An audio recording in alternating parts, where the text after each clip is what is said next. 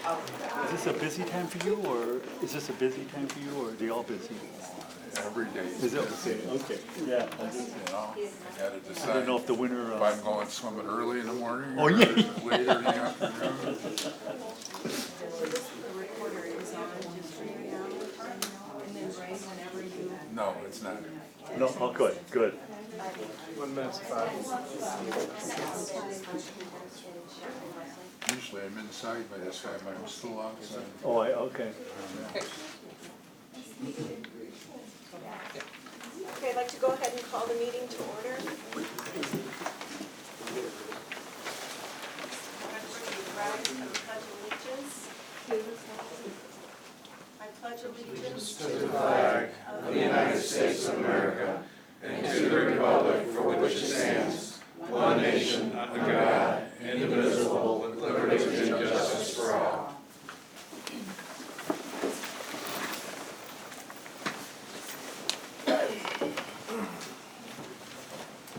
I'll go ahead and call the roll. Trustee Slattery? Here. Trustee Gavin? Here. Trustee Burden? Here.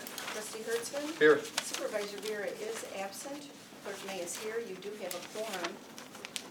Due to the absence of Supervisor Vera, I entertain a motion to appoint Senior Trustee Ray Slattery to serve in that capacity for the purposes of this meeting this evening. I'll make the motion to appoint Ray Slatter. Second. We have a motion by Trustee Hertzman and a second by Trustee Burden. All those in favor signify by saying aye. Aye. Motion carried. I'll turn that over to you, Ray. Thank you, Beth. First, I'd like to ask for a moment of silence for Chief Schultes of the East Joliet Fire Department, who died since our last meeting, and also for Jim McGuire, who was our past supervisor and representative for this area.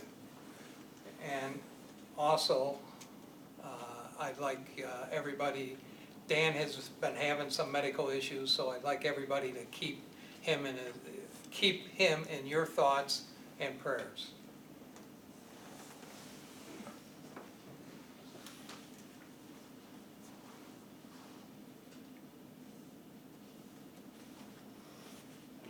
Thank you. Okay, first thing on the agenda is the approval of the minutes from the rescheduled regular town board meeting minutes of December 17th, 2019. Make a motion that we approve the minutes since we've got them electronically from our last meeting on December 17th. Second. Is there any questions or amendments to the minutes? I have some corrections, actually. Okay. After they went out, realized unfortunately, Mr. Turnbull, your levy is not for 17 million. I'm sorry, it was a typo. It's 1,781,240. I'm sure we would all like it to be 17 million, but it's not. That was a mistake, a typo. Get a new truck. On my half. And then that would be on page 4. And then on page 7, some of the percentages that Colleen indicated for unemployment rates, I copied wrong. I had 1.625 and 4.75, and it should be 6.625 and 0.475. So you guys do have the corrected copy of that information. Okay, thank you. Everyone that received the minutes has those corrected copies. But those two corrections should be noted. Any other corrections? Hearing none? All those in favor? Aye. Okay. The next thing on the agenda is the approval as to form and content of the closed session meetings minutes of December 17th, 2019. And now we'll get the minutes to read.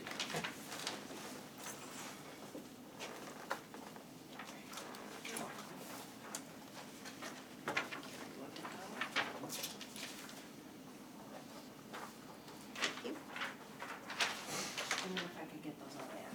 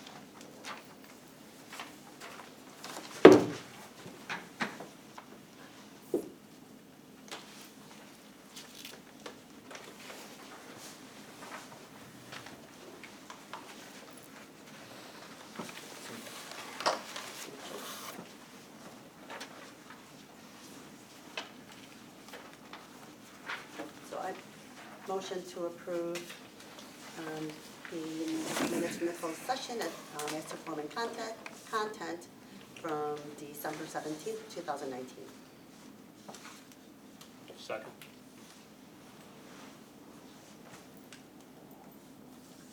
There's been a motion to approve the closed session minutes as to form and content of the December 17th meeting. I'd like a roll call vote. I don't think we go any farther than that. As to, Right. okay. Trustee Slattery? Aye. Trustee Gavin? Aye. Trustee Burden? Aye. Trustee Hertzman? Aye. Motion carried. Okay, next is public comment. So anybody that has any comments to make? Anna? Good evening. My name is Anna Donovan, and to the members of the board, I thank you for the opportunity to speak to you tonight. And I would like to address all of you on behalf of myself and the Road District crew about the closed session meeting you all attended on June 11, 2019. Listening to the audio from that meeting was one of the hardest things I have ever had to listen to. It was not hard because I was one of the people being discussed. It was not hard because lies were being told one after another of the true work that goes on at the Road District. What made it so hard is that not one question was asked of Supervisor Vera after he made claim after claim and statement after statement.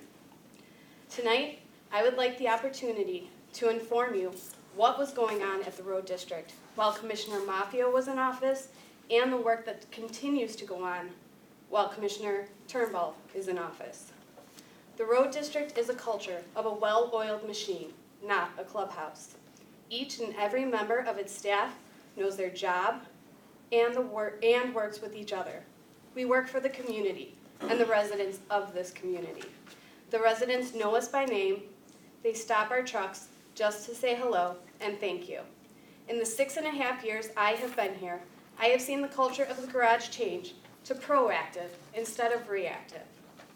Our resident complaints have dropped from 357 calls from April of 2013 to March 2014 to 68 calls from April of 2019 to today's meeting. Not only has the number of calls decreased, so has the average time it takes to respond and act on a resident call. During the budget year of April 2013 to March 2014, it took us an average of 2 weeks to act on a resident phone call. It now takes us about an hour and a half.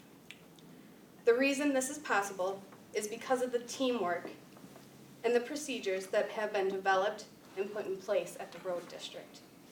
Not only has this efficiency been put in place in the field, it is also in place in our office, from our resident call cards to our payroll procedures, and every hour earned and used is documented. Each and everything that is done at the Road District is documented each day in one way or another. We don't operate like the township because we are not the township. We are a separate unit of government, and therefore the policies and procedures we follow are those that are needed to run this unit of the government efficiently. As our culture changed, so did the way we pave. We do not patch, we plan. It starts with our commissioner and road crew observing the areas throughout the season and evaluating our roads. We identify those needing the most work and work within our budget to have those roads engineered and paved. While that process is taking place, our road crew is evaluating the drainage of the area and changing culverts to make sure we don't have to cut into a new road once it has been paved. All of this work is going on while we are mowing the right-of-ways, cutting trees, cleaning up the garbage someone has dumped, which is a daily occurrence in our township, replacing signs, and responding to resident calls. Even during snow season, we are a proactive garage. You may think that the only time our road crew is thinking of snow is when it is on the ground and they are plowing it, but this is not the case. It starts days before.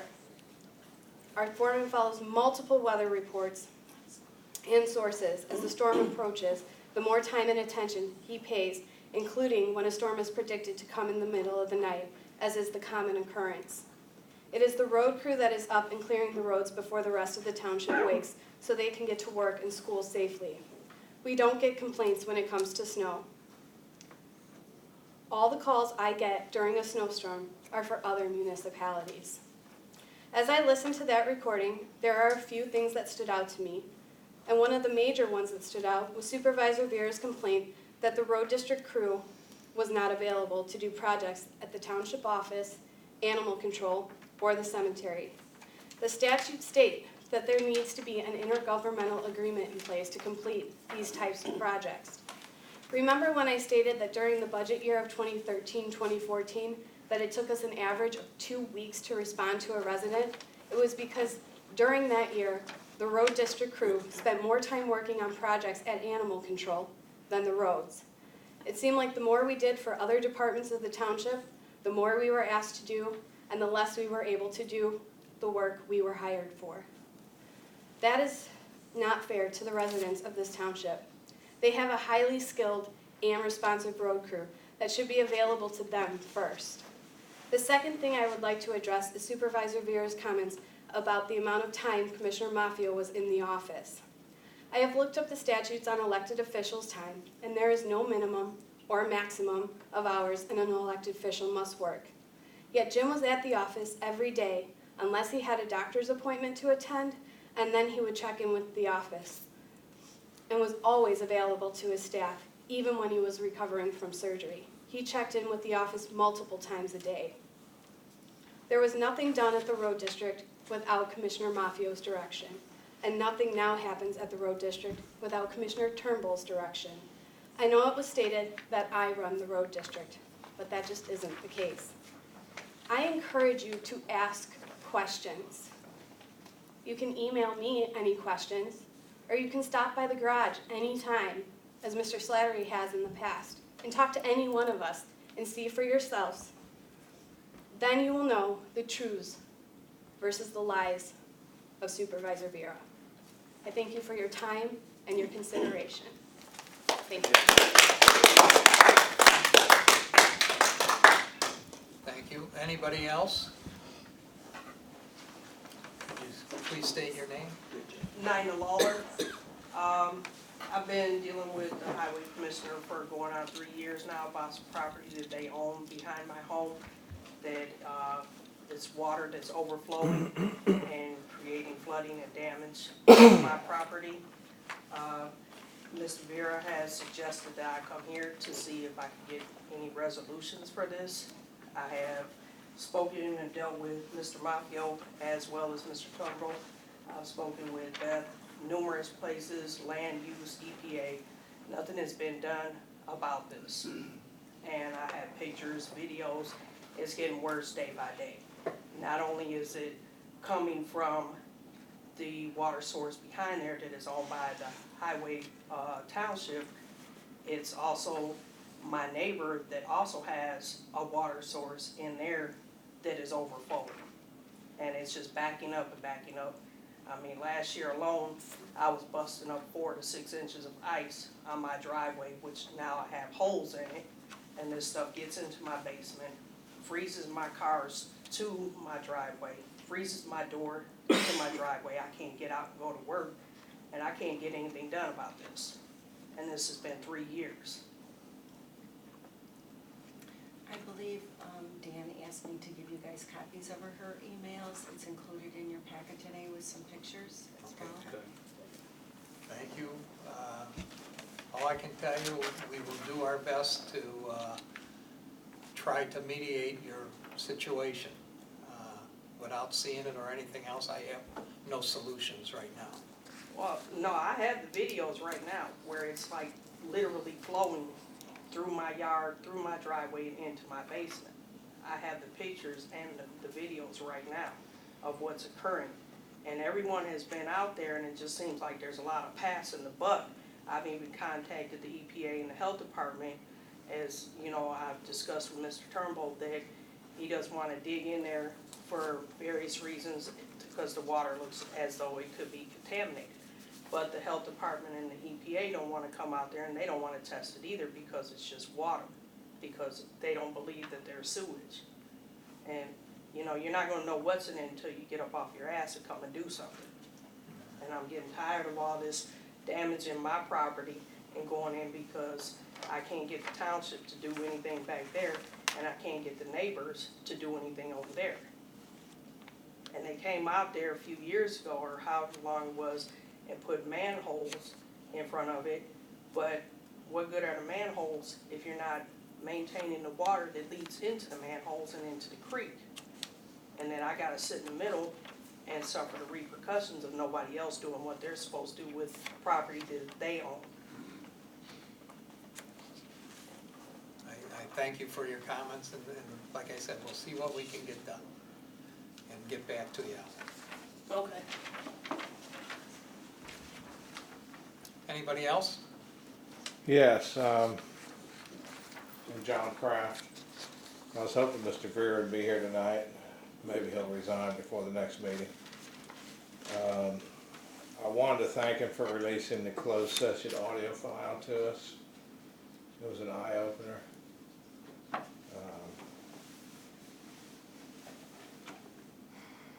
I know, weren't you guys in that closed session? I believe most of you were. And I want to reiterate some things. Maybe you need to take your Open Meetings Act training again, I don't know. But Township Road District employees, Township Road Commissioner, they're not employees or officers of the township public body. So you can't go into closed session to discuss the employees of the road district or the road commissioner. It's not allowed by the OMA.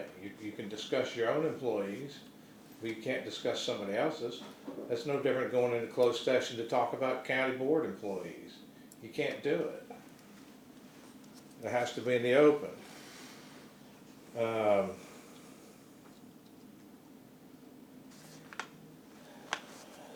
At some point in time, Mr. Vera got the idea that he was in charge and supervisor and the executive director of the road district. He's not. He never was. I don't know how he got that idea, and I know it's probably useless talking about it here since he ain't here. But if you get a new supervisor at some point and you're still a trustee, you need to make sure that new supervisor knows that.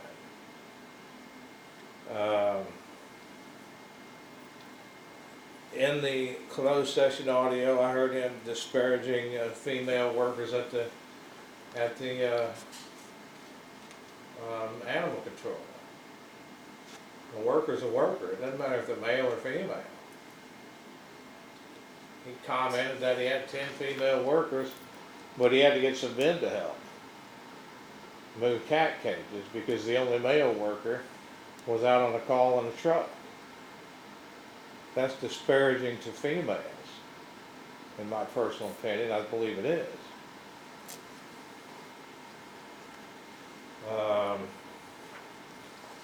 He made comments about that leads somebody to believe that he was bribing trustees with lucrative made-up employment if they don't run for office again. Like make up a position down at the a road district as a road district attorney. And he paid that road district attorney with public funds. That was a made-up position so the guy wouldn't run for office again. You can't do that. And then 3 others, I think, in the discussion that I heard in that recording, there were 3 other names mentioned, or at least 3 names mentioned, of these, you know, I can't even remember the phrase he used, soft landings maybe. If you don't run for office, I'll give you a soft landing, use public funds to pay you, to bribe you to not run for office again. I'll make up a position as a deputy road commissioner and pay you with public funds if you resign. Everybody sitting at that table should know you can't do that. no such thing as a deputy road commissioner, let alone bribing the guy to resign and saying you still pay him in a made-up position. It's ridiculous. And then the assistant clerk's job advertisement mandating you voted as a Democrat or you can't even apply for the job. Yeah, that was fixed real quick after I called 2 or 3 people and sent a couple emails, and then a TV news station had to call. But it was fixed, but it was ridiculous anybody thought they could even put that thing out there with those words in it. I'm asking that whoever, maybe the board, can listen to the closed session recordings of when discussion of those other soft landings were made and make that portion of those closed session audio recordings available to the public. I'm going to send a Freedom of Information Act request in for those, and I would hope you would take it upon yourselves to listen to those recordings and make them public without having to go through the AG or through the courts. Because if you're discussing that type of stuff, soft landings for not running for office again, you're essentially discussing a public official and an election that can't be discussed in closed session. So I'd appreciate it if you would at least acknowledge that you listened to it and make a determination of whether you believe it was a lawful discussion and release it to the public on your own. I would appreciate that. And I would also appreciate saying something to the former attorney that refused to give any advice to the board as long as the audio recorder was on. I had to hand it to the clerk. She made an argument that no, you can't do that. You have to. Everything has to be recorded. But she eventually shut it off, and she should have kept the tape rolling. That's all I have. Thanks. Is there anybody else? Yeah, thank you. My name is Kurt Gallen. My comments were also prepared for Mr. Vera. I also have information within this that I think the board needs to listen to. In regards to the audio tape that we got, a lot of people were talked about in that tape, and we interviewed numerous people. Those interviews took place after they also listened to the tape. I'm going to give you some bullet quotes of what several people said. And excuse the language in a couple of them, but these are quotes from individuals that were referenced in that audio by your supervisor. What did they say? That's a lie. This makes my skin crawl. So many lies. He is lying. This is not true. Total BS. What a liar. He doesn't know how to be honest. That's some under the table, backroom BS, complete lies. We didn't agree to anything with Vera, nor did Mafio. We were told what to do for fear of Jim getting hung out to dry.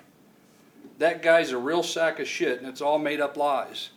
These are people within your own township that you folks sat and listened to Mr. Vera disparage in that closed session. And we've got actual recordings and video of those interviews. What did Mr. Vera tell the paper when CBS broke the story on his actions of controlling the road district? He denied ever directing road district personnel to do anything. Have you listened to yourself in the closed session recording? That's my question to Mr. Vera. He literally points out each and every time he's directing road district people to do things. It comes across as if he's proud of being the controller of this operation. You folks have not bid out township audits since 2014. You make excuses for not bidding out grass cutting. You failed to bid out the health insurance, and I've got a great AG opinion on that matter that I think you folks need to take a hard look at. You hired an attorney for the road district in violation of law. You took over a light district outside statutory guidelines and then dumped it on the road district with zero statutory authority. You've given general assistance to private organizations in violation of the Public Aid Act. You've created ghost contracts. You've created jobs to help outgoing board members when those jobs were not needed. Mr. Vera is a colossal disaster to township government. In all my years, I have never seen such abusive behavior in township government. It's as if you're going to do what you want, the law be damned. What did he say in the closed meeting? I'm the CEO of a $5 million corporation.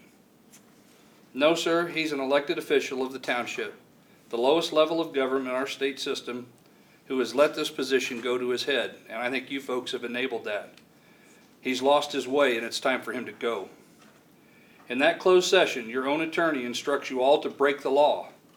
The clerk, as John mentioned, rightfully so, pushed back and challenged the attorney.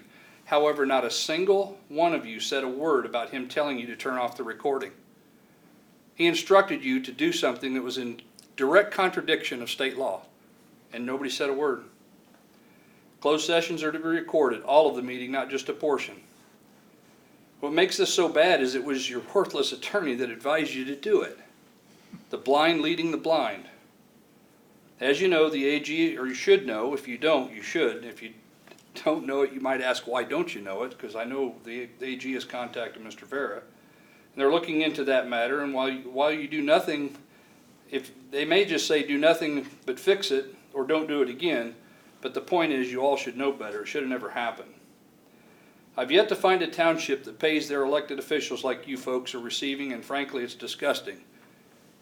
I know 2 newcomers had nothing to do with setting that pay, but I suspect none of you will take the right steps to change that when the time comes.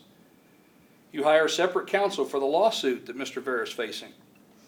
Did anybody ask Torma if they would cover this? That's what we have insurance for.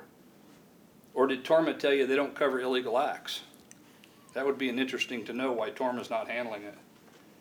Do everyone a favor, and this is directed again directly at Mr. Vera. Resign from office, and then pray you're not convicted for what you've done. A felony conviction would strip you of your pension that by all indications is a self-created entitlement to taxpayer money. Some of the records on the senior fund, one in particular, Prairie State Legal Services. You folks approved $21,000 to go to them out of the senior fund. I would urge all of you to read the senior fund, the senior act, the statute in the township code of what you can and can't spend money on. That program, that Prairie State Legal Services, does not provide one qualified service to seniors as the statute requires. But you folks gave out another $21,000 to them. You gotta stop believing everything you're being told by somebody just because they're the supervisor. And I don't want you to believe me either. Fact check it, prove me wrong. Says who with what proof. But I can tell you what you have at the end of that table that's not here tonight should not be back. You should call for his resignation for the stuff that we're fixing to expose. It's disgusting. I'm done. Thank you.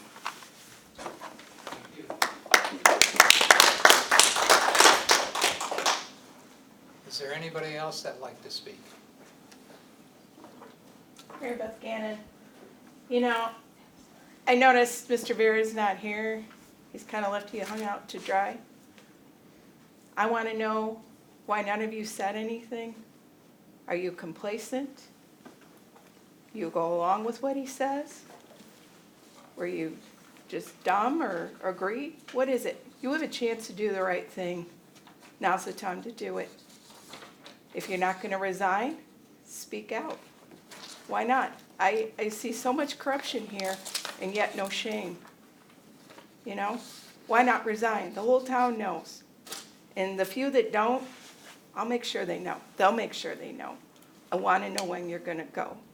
You are a shame to this township, every single one of you. You're almost as bad as the Mudron Five on the Joliet City Council. You all need to go. Thank you. Thank you for your comments. Is there anybody else? That will bring to close the public comment section of the meeting.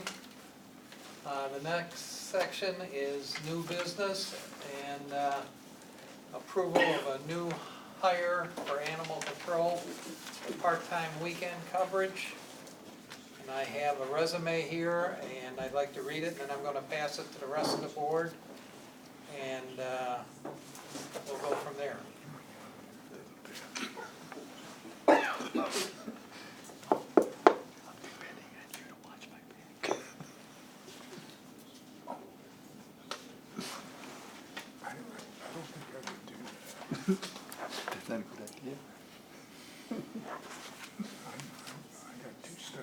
I think you should perhaps add that this is for part-time weekend coverage. Okay, and it is for 12, that would be $12 an hour. Yeah, I was gonna ask what the, It would be $12. And I think that Whitney has said that she Start date the believes- week of the 20th. Yeah, the 20th will be the start date. pardon me, and then, what was that? The start date for her would be January 20th, the week of January January 20th. Whitney, will she come in and do some training and then go right to the weekend? Yes. Okay.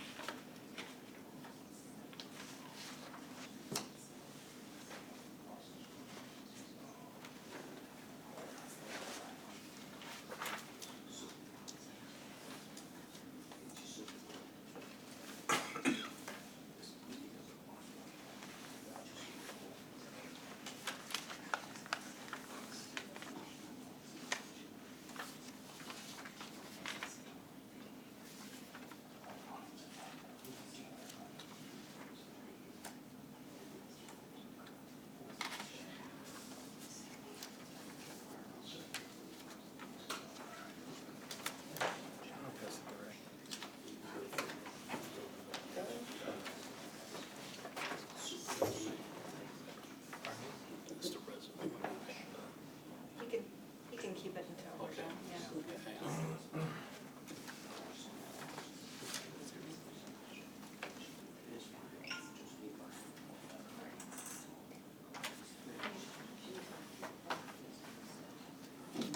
Whitney, is there anything you want to say about this resume at all?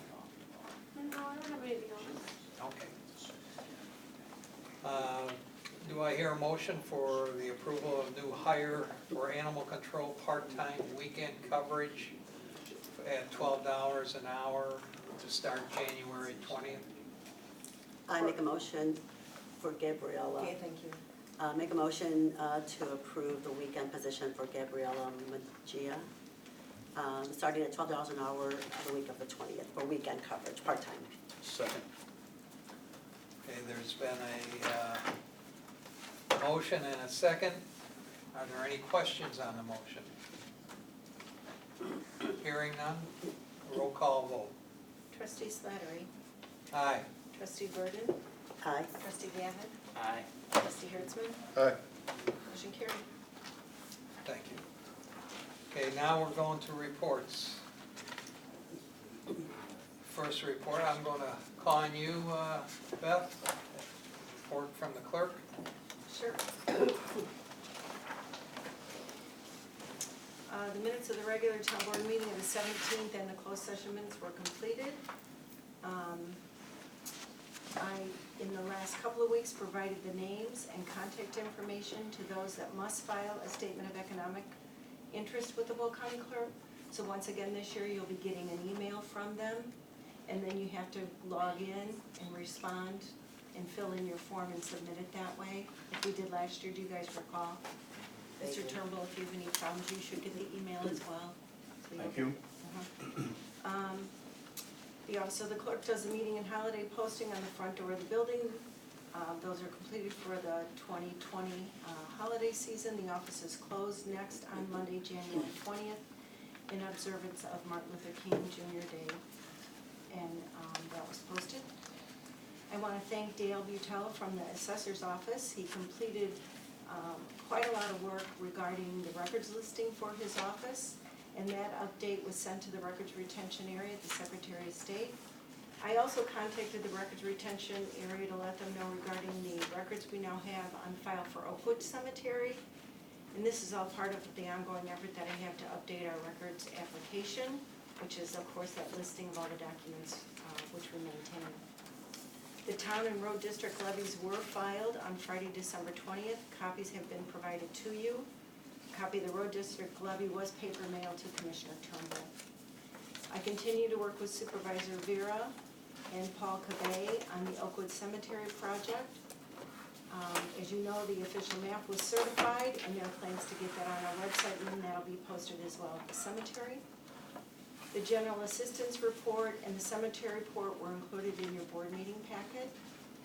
And during this month of January, I am working with Paul Cabay on the RFQ to open and close graves for a contract on that, as well as the bid on grass cutting as planned, as per last year, for town animal control, Mound, Zotterly, and Oakwood cemeteries. I do have some ongoing continuing issues with the road district that I'd kind of like to just share with you, and for practical purposes, I'd really like to get them on the record publicly, and you guys all have copies of what I'm about to share with you. The Bradford Road ordinance on the agenda for consideration this evening was removed. The commissioner did send me an email saying to remove that. I've given you a copy of that correspondence. He didn't indicate in that correspondence that he spoke with the apartment complex or the county to see if they posted the signs that appeared out of nowhere in the ground back the correct amount of feet from the intersection, experiencing the difficulty seeing oncoming traffic. So that's just for your reference, so that's in there. No invoices for payment have been received for processing at the Office of the Clerk for any of the completed road district work projects from 2019. I've not received any FOIA original documents with the road district has answered for their permanent record now that they have a FOIA officer there. I've not received anything. I've not received the submitted bid from Rod Baker Ford on the new trucks. This document was taken by Commissioner Turnbull on the date of the opening. I've requested this document several times and still do not have that document for my records. I also requested a copy of whatever instrument was used to place the order with Rod Baker Ford. I don't know if he just signed off on what they submitted, sent a letter. I've not gotten any of that back either. I've asked on a couple of occasions, as well as when does he want the title for the used equipment for trade-in trucks, but have gotten no answers regarding that. I've not received a requested copy of the recent equipment inventory reported on 12/17 in the Commissioner's report. I requested a copy so that I can compare it to the records in the Office of the Clerk. This comparison is important because in the past, the road district has kept a dump truck and a trailer on the inventory list well over a year. And that's the list that's submitted to our insurance, and so we paid for an extra trailer and a dump truck that we didn't even have.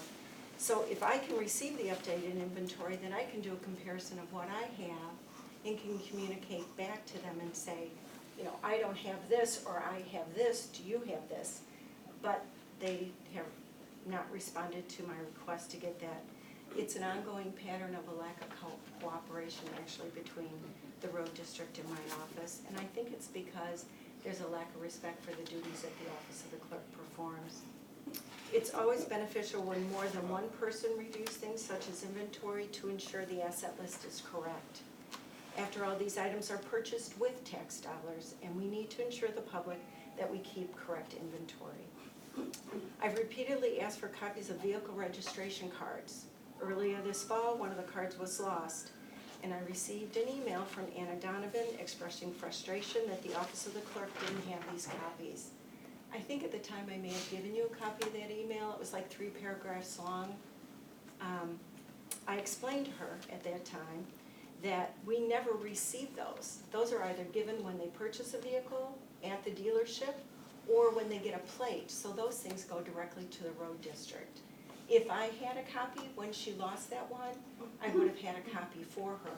And I just think it makes sense to have them in both locations. That way, if anything's lost, we have it as a backup in the clerk's office.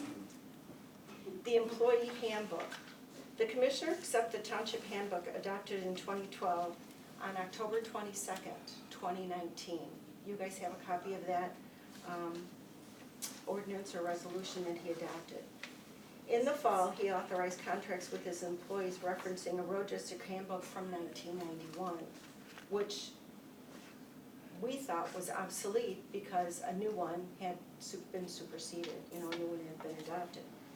This past fall, the holiday schedule was adopted by this board and the commissioner. Now it's hard to tell which holidays are covered, which level of overtimes are used for which days and holidays. When bills are received from the road district, they're reviewed to ensure the documentation is correct, and that includes the payroll. A simple review prior to processing is completed. This is also true for timesheets from the road district as well as vendor invoices. This past week, an unusual overtime was referenced and it was questioned. The commissioner said it needed to be paid, only to receive a call later in the day that the overtime should not have been listed. I think that you have that on the timesheets in front of you today. When we don't know which handbook to follow or which holiday to pay for, it results in additional work, telephone calls, emails. We end up having 4 or 5 documents, and sometimes it's hard to tell which one is actually the original and should be kept. Because as I'm sure Mr. Allen and Mr. Kraft can attest, they want to have the original final document that was actually paid off of. Now in this instance, we probably have a couple of emails, a couple of phone calls, and a draft of a payroll sheet, and then a corrected payroll sheet. I'm not certain which one of those I'm really supposed to keep, so. All of this does slow down the process and inhibit the office of the clerk and the other employees of the township from doing their jobs. We're not certain how we are supposed to proceed on that, and I don't know what the status is of a new handbook that's being adopted, because the one from 1991, I don't believe touches everything that it should touch. You did receive a copy of the emails from Nina Lawler regarding the standing water in her yard as a result of runoff from her street. I'm sorry. Did you have some questions for me? Oh, no, this is a comment amongst us. Thank you. Continue. Hard to hear when you're closing your mouth off too. Yeah, we can't hear very well. Well, that's too bad. Let me just turn and read it too, even though I'm addressing the board. You address the public too. A petty public cash meeting. reimbursement was made on bill sheet for this evening. It references cease and desist letters. I've not received copies of these letters for the permanent record. A final notice prior to disconnect was received for the East Joliet Lighting District shut off after 1/16/20. How do you want to proceed? 2 bills were issued to Mr. Turnbull. He did not pay those bills. He had paid 2 bills earlier this year. And now the commission has 2 outstanding You think bills they in his could get a possession, PA so and he was people given the could hear shut-off what they're notice this talking evening. I did call him and emailed him, but he never came in to get those. He said that I should call his attorney to find out what to do with them in the email that I gave you. So I don't know how you want us to proceed on that, but that shut-off is going to happen for the folks in Ridgewood on January 16th or thereafter, according to the shut-off notice that you guys have a copy of.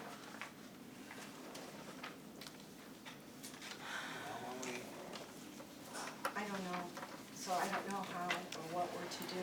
When we get to the road commissioner's report, we'll ask how Okay. he's gonna handle it. Okay, I have one more thing that I'd like to point out. I provided you with a copy of the surplus road district equipment resolution. It's important to point out that bills were Can you received speak louder, please? This thing turned on, I can't hear you. It's important to point out that bills were received for Can you repairs speak on louder, 2. please? This thing turned on and I can't hear you. onto the vehicles that The were public is surplus. supposed to be able to Can't hear public what's being hear you. said. Nobody can hear you. The public is supposed to be able to hear what's being said.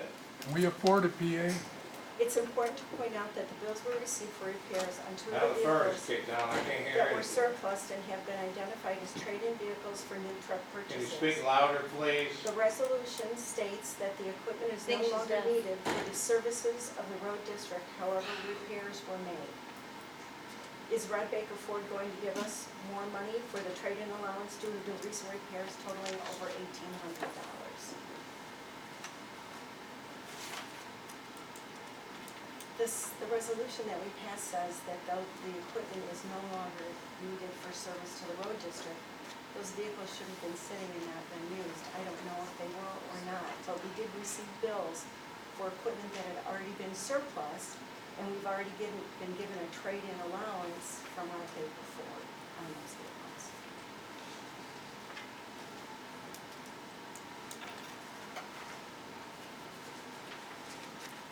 Thank That you, Beth. concludes my report. Thank you. Just one comment on the noise and everything. There's not much we can do about the noise. But there is comments being made back there that I can hear up here. I can't understand what they're saying. But if everybody's quiet, maybe everybody can hear. That's the only comment I have. I Okay? have a comment. Can we afford a PA? Every other public meeting I go to has a public address. So you don't have this issue. I mean, if you want to be in closed session, then go in closed session. But we'd like to hear what you have to say. Thank you for your comment, and we'll take that in consideration. I have one other comment. Can I make one? Well, this isn't the time for Oh, I public comment. understand that, but I thought there'd be a Okay, question and answer. Can it wait until the end, until we get done with our report? The recording I'm hearing that everybody's talking about here today, is that real? I mean, did you guys actually, were you there? Can you just tell me whether that's real or not? I'm not hearing something fake on YouTube or anything. What Mr. Beer's comments and you listen to, is that correct? Is that simple enough to answer? We can't answer that at this time. Can the attorney answer that? How about the clerk? She was there and recorded it. Is that what you recorded? That's all I'm asking. Time for public comment is over. It's not a We're comment, moving it's a on. question, sir. It's time for Thank you. public comment is over. Highway Commissioner, Mr. Turnbull. All right, I provided you all with my report. If you got any questions in regards to that, you can email me or, yeah, just send me an email so I can respond in writing. Okay. You mentioned that there's no parking signs on, Okay, so as far as Bradford, yeah, the signage is there, was placed there by somebody who, it wasn't the county and it wasn't us. There's no tags on it. We put tags on our signs when we place them okay. to identify whose signs they are. But they are there and they are working. They are not parking, so right at this point in time, there's no issues. Okay, did you talk to the county about it? Yeah, I reached out to the county. Originally, they said to go back 150, they wanted to go 150 feet. But then you're gonna be 150 feet from the road, actually 53, when you measure it out. It's As going back to the east. From- correct, you'd be going back east. You're talking about 7 car lengths. So 100 feet is about where they've got it at now. And that comes right up to the edge of that driveway that goes in behind that apartment building. And they've been parking from that sign back to the east. They're not parking west of that sign. And I've been by there several times checking on it. So we have no parking signs Well, I don't know who has them. There's no parking signs there that are up. that are up. The county doesn't know who did it. Nope, and we don't know. We don't yet. know who did it. Correct. Somebody's putting up no parking signs. Apparently, I'm guessing it's the property owners. I don't know, I have no way to know. I don't even know who owns the property for sure, without looking it up on GIS. Okay. Is it our property that they're putting them on? That's on our right of way, yes. Well, you know, I think we have to find out I mean, I don't have a problem with the signs being there, putting up signs, but if we're not the people that are doing it, how can we take responsibility for it? But yet, if something happens out there, we will be responsible for it. All right, well, that's easy enough.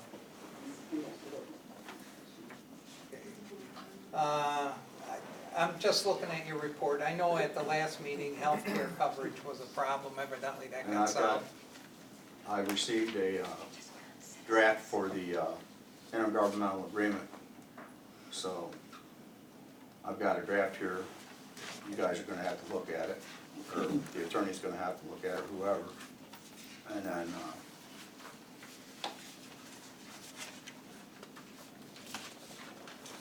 this is, The one thing that is a concern, and it's a public safety concern, and that I have, and that's the final notice that we received on the East Joliet Lighting District.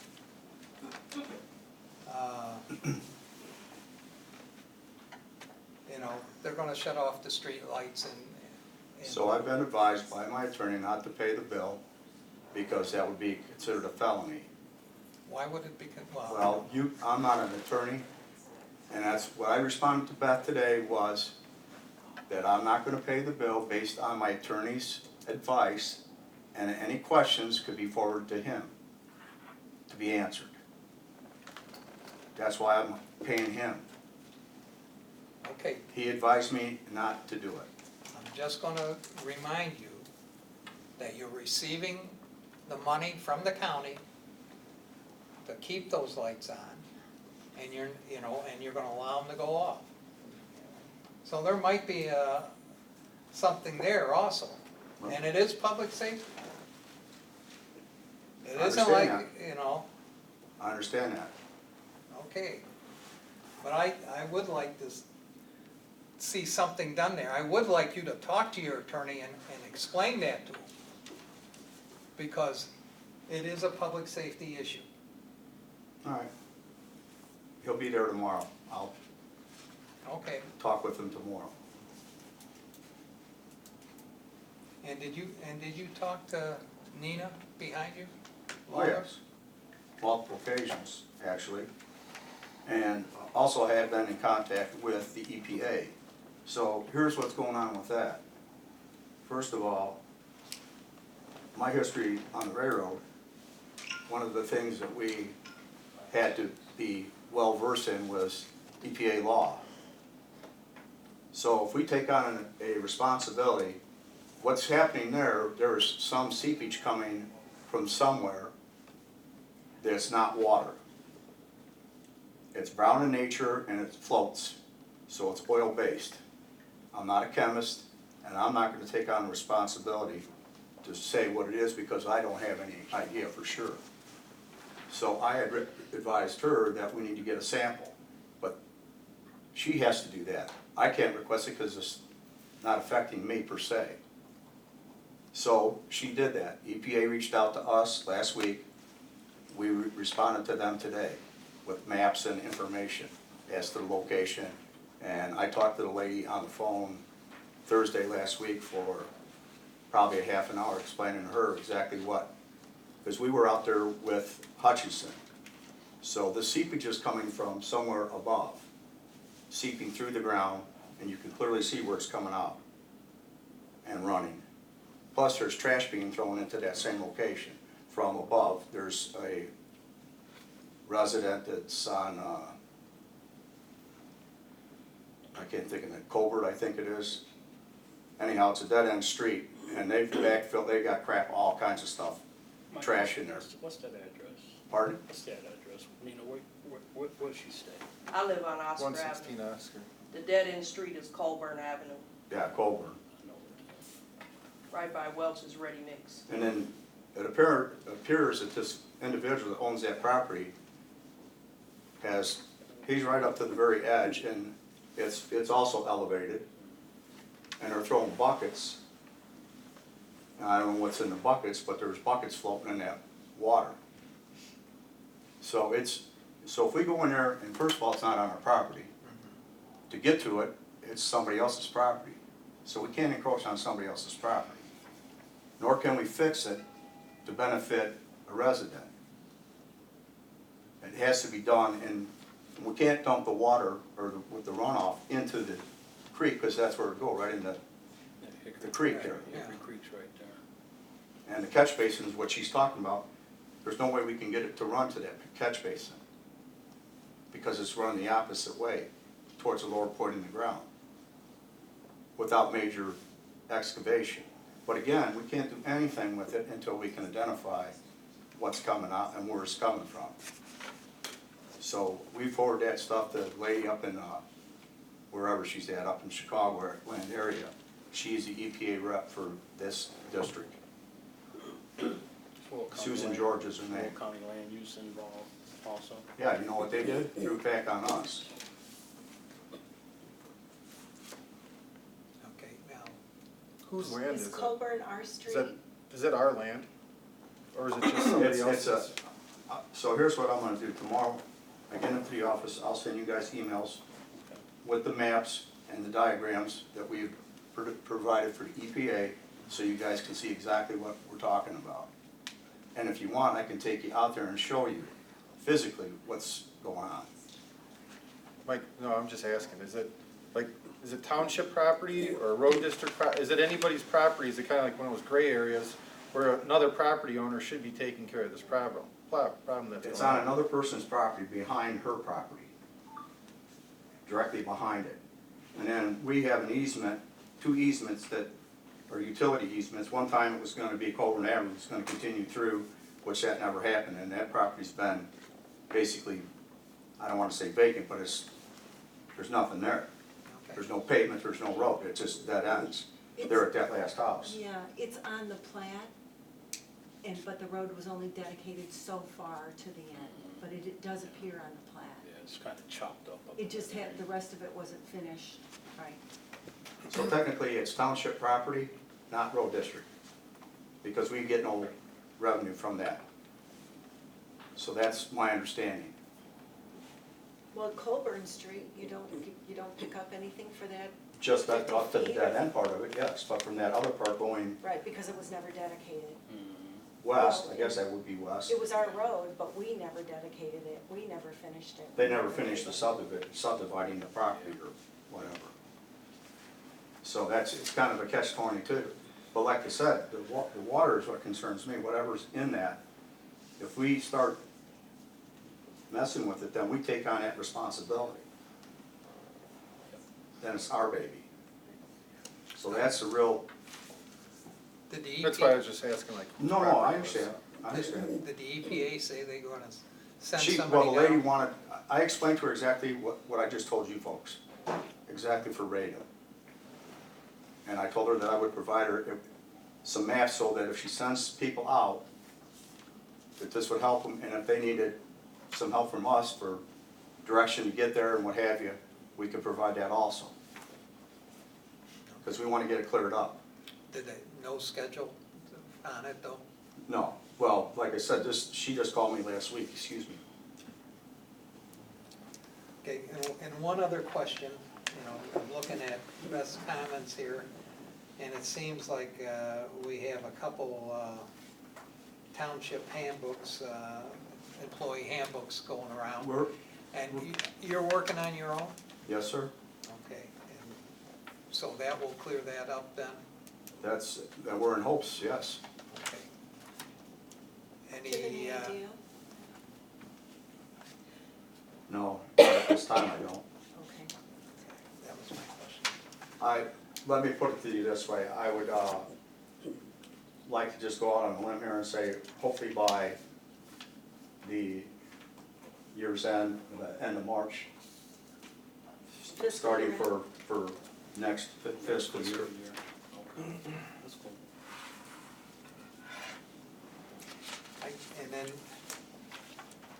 on the trade-in allowance, that is, we gotta pay some repair bills on the 2 vehicles we're trading now? They're already done, the work's already been done. And then I had a call from a gentleman that bought one of the tractors, I think it was a John Deere from the cemetery, You needed the that key. Brian, whatever. Anyhow, he called me, was interested in, which would be the truck that I drive, which was Jim's old truck. Anyhow, he's interested in it. So I forwarded him the information from Rod Baker to tell him who to talk to, in hopes that, you know, he offered, because he wanted the truck back. And I haven't heard any more back from him, Okay. or Rod Baker either. I just have a question. All right. And you went out for bids on that, or this, evidently Rod Baker has the state contract on the Fords to buy the Ford They were the trucks. only bid, they were the only bidder. Actually, he didn't go out on the state contract, he went No. out on his own bid. Okay, And then Rod Right. Baker was the only bidder, who had also given him prices prior based on the state contract. okay. My question is, okay, he gave you a bid based also on the trade-in, correct? Mm-hmm. And then after he saw the trade-in, he wanted more money to get the trucks repaired? No. Okay, I'm misunderstanding that No. then. No, we had the one truck repaired for a backup because the pickup doesn't have a salt spreader on it. Okay, And so with that being said, I've been advised by Kankakee not to put a spreader in the trucks because the residual salt gets in the bed of the truck and rots the trucks out from the outside in. So what we're gonna do is we're gonna use them for brine. We're gonna put brine down. And I'm working on that right now. okay. Um, Well, There's, one, you'd still have a spreader in the truck with brine? no, brine is liquid. I know, but it's salt in there. Well, no, not the stuff that I'm gonna start using. Okay, It's a new product, it's been out for about 4 or 5 years. It's really big out east.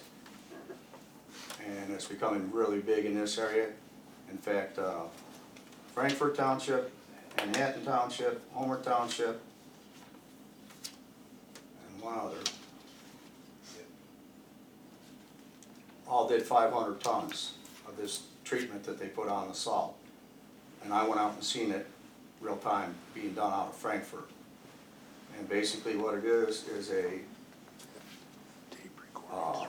organic based product. It's made out of rum and vodka renderings. gonna have happy roads, aren't we? Well, for happy residents. But anyhow, the whole premise of this stuff is it's sugar based. So it doesn't work like conventional brine. You put this stuff down on dry pavement, it takes 4 or 5 hard rains for it to wash off. Like the stuff they call beet juice. This is more, even more better than, way better than, yes, basically along the same lines. And it's non-corrosive. So it would make the trucks last longer, obviously the roads last longer.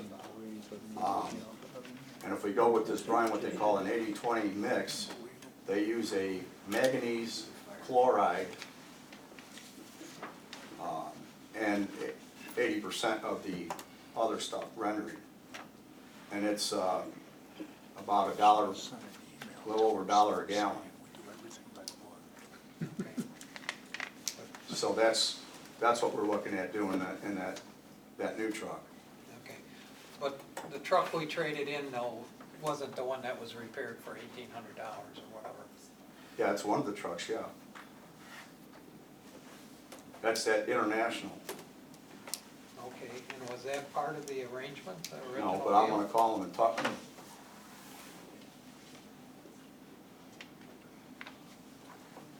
That's it?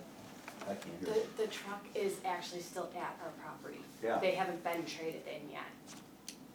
The trucks won't be released until the new trucks are, Yeah, I still have the titles on those trucks. yeah, we haven't traded anything. We still hold the trucks until the new trucks are in our possession. But the bid came in consideration of a fixed price for those trade-in vehicles that we've now made repairs to. That's one vehicle we made.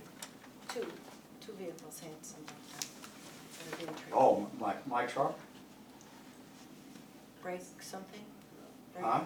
Brake pads or brake kit or brake something from Red Baker Ford. That's not for the trade-in trucks. We've been putting brakes on all the trucks because you got metallic brakes and they're rusted. We can't even get the wheels apart. Okay. But anyhow, Ray, to clear that up, I will reach out to Rod Baker and I'll talk to our contact there, that Dave, and tell him that we put money in that truck and see if he can, I'm sure they can negotiate something here for us. Okay, just, just so you understand that, it looks a little, you go out for a bid, now you only had one bid, so that's, sort of mitigating, but you have one bid, you accept the bid, and then after the bid, you put some repairs in the trade-in, and, it looks like, well, hey, was that really a good bid? Well, anything mechanical breaks at any time, but let's make one thing very clear here. I've been working on this since September, okay? So it took me 3 months to get this put together. Okay. So this didn't happen overnight. I spent a lot of time doing this. So, Well, I appreciate that. time is money. Right. And we have to have good equipment and safe equipment to operate, to provide the service that we need to for our residents, plain and simple. That's all I'm trying to do here. Okay. I appreciate it, I really do. Thank you. Okay, is there anything else for the board? No, sir. Okay. Jim, you're up. Yes, we continue to work on our camera system. We're probably a month to 6 weeks away from making the initial switch. But the state was a little slow in getting us our cost approach, so Jerry had to hold up on that before he could enter it. He finally got the cost approach from the state, and now he's entering those. County made a few changes with what they wanted from us, what they expected from us. So we had to contact Jerry to make sure that he incorporated this into the new camera system. People are still coming in, questions, phone calls, other than that, day-to-day business. By the way, this was our township assessor, Jim Brzezinski. Sorry, I just said Jim before. That's right. Okay. Now our township attorney, James Harvey. Thank you. Continue to do operational work with your staff, elected officials, answering questions, and also conferring with them personally down here at the county offices. And other than that, I don't have anything further. Okay, thank you, Jim. Colleen? Colleen's our accountant. The bank reconciliations for December are complete and are on the table for your review. The November unemployment report was filed. I updated all the payroll records with the new unemployment rates and the new IMRF rate, as well as updated the insurance deductions. I updated the road district budget to reflect the transfers that were approved at the last meeting. I will be completing the quarterly payroll tax forms as well as the W-2s and 1099s for this past calendar year. All forms will be complete and filed by January 31st. I continue to work on FOIA requests and day-to-day operations. Okay. Anything else? That's it? Okay, thank you. Our next person is the Animal Control Director, Whitney Armstrong. Whitney? So I handed out the activity reports for our center, and the animal intakes and outcomes have remained pretty standard the past 2 months. We went ahead and looked up all the volunteer hours for 2019, and we've had 2,596.75 hours logged by volunteers this year. The monthly average was 200 hours, with July being the month with the most hours logged at 375. So that was really nice to have a lot of community outreach there. Our new CBT hire is doing well with training. She's eager and excited to help make a difference in the shelter animals' lives by helping find them forever homes. And Lynn Thigpen Elementary School had their special needs classes make hot cocoa mix cups to sell at their school on December 20th. They raised $153 and chose to donate the funds to animal control. We have planned a visit with those classes on January 28th to thank them and to give a presentation about animal control and safe animal handling. Thank you. Any questions at all? Moving on, General Assistance Director, Patricia. So I attended the Education and Support Services Committee for the Continuum of Care. After extensive research based on our November meeting with Prairie State Legal Services, it was determined that there are no laws in place in Illinois that formally recognizes unaccompanied youth and allows them to receive services without parental consent. So moving forward into 2020, we are going to concentrate our efforts on homeless youth between 18 and 24. We'll be working towards establishing a youth action board composed of the targeted age group to better understand the specific needs of homeless youth. I attended a meeting organized by the Illinois Hunger Coalition at the DHS office in Joliet. The Joliet DHS office services all of Will County and southern Cook County. The Joliet office on the average day has 200 clients visiting the office, and they receive on the average 70 SNAP-only applications daily. They currently have 3,063 current new medical applications that are in process. They've got 79 caseworkers, and 1/3 of those are all new hires and still in training. In November, 93% of the SNAP applications were processed within 30 days. The office is currently preparing for the implementation of what they call ABA, which is the Able-Bodied Adults Without Dependents Time Rule Limit. They're sending out about 90 letters a week preparing recipients that fall into that category for the upcoming changes.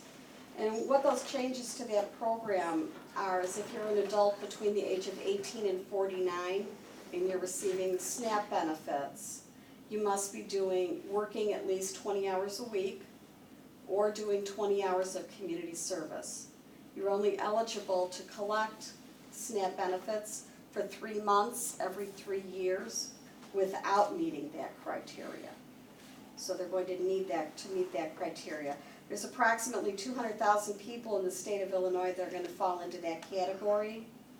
DuPage County implemented the rule 2 years ago, and they're going to be leading the way for the rest of the state. As of 2020, it rolled into Cook County, and then Will County is going to be the next one that it rolls into. Is that going to be this year? It's possible that by the end of this year, yeah. Okay. And it's important because we've got a lot of people that are pending Social Security disability. They're not going to be able to meet those work requirements, but yet they may be in that age group. So what we need to do is we're reaching out to our general assistance clients that fall into that category and encouraging them to go to the DHS office, talk to their caseworker, and certify with them their inability to work, so that when the time comes, they don't all of a sudden find out one month that there's nothing on their link card because they hadn't been certified, is, exempt from that work requirement. Does job training count? Job training will also count, yeah. We've been invited to participate in a resource fair at Pershing Elementary School on January 15th. That's tomorrow, and it'll be from 5 to 7 a.m., or 5 to 7 p.m. Sandra and I will be in attendance giving information on the services that we provide. We'll also be passing out some more of our anti-bullying coloring books. And then, of course, I've got the handy township pencils to give out. Thank you. Any questions for Tricia? Okay, then moving on. Jeff? You guys got a handout that I gave you guys. Jeff's our senior liaisons. After our last board meeting, 11/19, Debbie Podolsky was here from the CAO from Senior Service Center, and we were just talking about how well we work together. And then on 12/30/19, I went down there and picked up 360 newsletters to distribute to the senior groups that I go to. The past newsletters were published every other month. Now they're published quarterly. St. Joe's Seniors, 12/18, 92 members and 2 guests were present. President Rich Chernodek opened up with a few remarks, thanking everyone for here for the Christmas party. Great lunch was served. All the officers gave their reports. Rich thanked the township for their grant. I wish the seniors a happy and safe holiday from Joliet Township. They held a 50-50 raffle. They had entertainment with polka music, and I brought a bottle of wine. St. Ray's Seniors, 12/19. Around 70 members were in attendance at Al's Steakhouse. Treasurer Carol Embling opened up, wishing everyone a Merry Christmas and a Happy New Year. A great meal was served. The entertainment was Mrs. Santa Claus and talked about what her husband does to prepare for Christmas and Christmas Eve. We sang Christmas carols. They had a 50-50 raffle, a bunch of door prizes, and I brought a bottle of wine. 1/6/20, Moose Seniors. 42 members were in attendance. President Bob Clavena talked about the Christmas party, how well it was attended by 94 members and guests. Great food was served. They held the regular meeting at that Christmas party. Bob also talked about how well the pork dinner went. 50-50 raffles were held. I brought wine and the newsletters that I had picked up. 1/9, Senior Citizens Association. 120 members were present.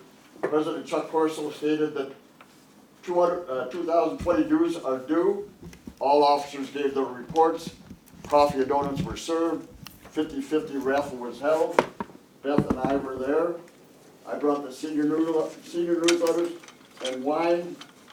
And then on January 9th, same day after that, I came down here and dropped off newsletters to put in the shelf. So when clients come in, they sit down and wait, and they can go through the brochures from the Senior Service Center. 111, Widow and Widowers, 22 members were present. Opening prayers were said. President Mandy Sanders introduced our keynote speaker was Kevin Bivens from Senior Resource Center. Seniors that are on Medicare have many free options as listed as that handout that I gave you. I brought the senior newsletters and candy for